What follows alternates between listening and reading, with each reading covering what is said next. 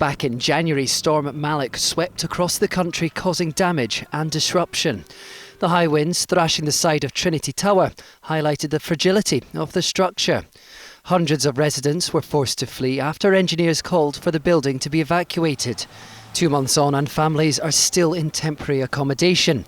Rosemary's disabled son is struggling with the upheaval.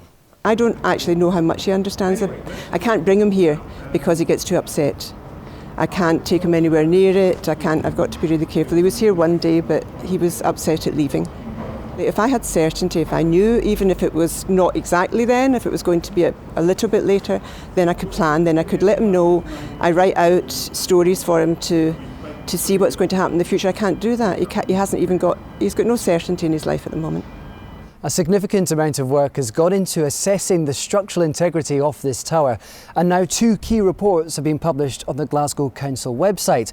The first is from the day after the evacuation, which says that there is a high risk of full collapse of the tower. The second is from less than a month later, which says there is in fact a low risk of full collapse, and this has left residents increasingly frustrated.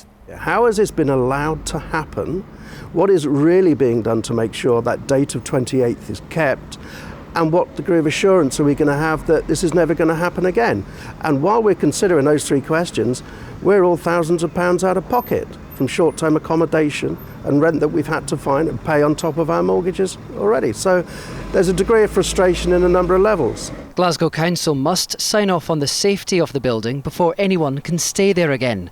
And despite the change in opinion from structural engineers, the authority says their assessment that the structure is unsafe has not changed, as both reports highlighted areas of concern. Works are now being carried out on behalf of the residents in the hope they will be back in their own homes by the end of April. Sasha Spratt, STV News, Glasgow.